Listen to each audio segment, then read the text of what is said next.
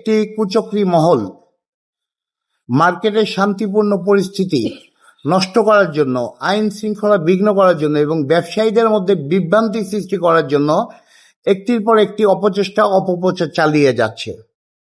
গতকালকে তারা হাইকোর্টের একটি আদেশকেও অমান্য করে সেই আদেশকে ভুলভাবে বিকৃতভাবে ব্যাখ্যা দিয়ে প্রতিটি দোকান মালিক সমিতির অনুমতি ছাড়া এই চিঠিটি প্রদান করে, যে চিঠির কোনো ভিত্তি নেই।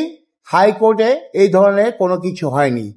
জনাব মাহবুবুর রহমান বাচ্চু বিগত 9/6/2026 তারিখে অনারেবল জাস্টিস জনাব খিজির আহমেদ চৌধুরী এবং জনাব জিয়াউল হকের হাইকোর্টে মোতালিব প্লাজা দোকান মালিক সমিতির পরবর্তী ইলেকশন যাতে ঝামেলা মুক্তভাবে without any hindrance from any quarter যাতে পরিচালনা করা যায়, এই মর্মে একটা রিট পিটিশন দায়ের করে জনাব মাহবুবুর রহমান বাচ্চু। রিট পিটিশন নং 7177/26। তো এই রিট পিটিশনটা একটা আদেশ হয়েছে। আদেশটা হচ্ছে তাদের কাছে যে চিঠিটা দিয়েছিল এই জনাব মাহবুবুর রহমান বাচ্চু গঠনতন্ত্র অনুযায়ী শান্তিপূর্ণভাবে নির্বাচন করার জন্য, সেই চিঠিটা যাতে নিষ্পত্তি করে। এই চিঠিটা নিষ্পত্তি করার জন্য 3, 4 এবং 5 নং বিবাদী মহাপরিদর্শক পুলিশের, ট্রেড ইউনিয়নের মহাপরিচালক এবং শ্রম অধিদপ্তরের মহাপরিচালককে একটা নির্দেশ প্রদান করেছে। এখানে এই তার পক্ষে বা বিপক্ষে কোনো ধরনের আদেশ এই হাইকোর্ট বিভাগ এখানে দেয় নাই। আপনারা আদেশটা দেখবেন, আদেশের কপি আপনাদেরকে দিয়ে দেওয়া হয়েছে।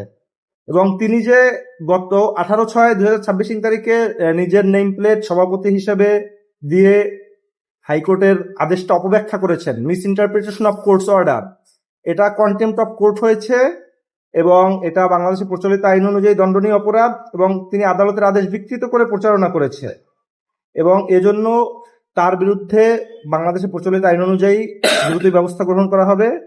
মোতালিব প্লাজা প্রতিষ্ঠিত হওয়ার পর 2003 সালে প্রতিষ্ঠাতা সভাপতি ছিলেন আমার ভাই মরহুম ব্যারিস্টার আব্দুল হামিদ ডাবলু। তারপরে পরবর্তী সভাপতি হয় আওয়ামী লীগের সময় খোকন ভাই, তার পরবর্তী সভাপতি হয় শফিক ভাই, এরপরে হচ্ছে ইসলাম ভাই। পরবর্তী যে আহ্বায়ক অ্যাডক কমিটির সভাপতি হয় সেটা আমি, খন্দকার আক্তার হামিদ পবন।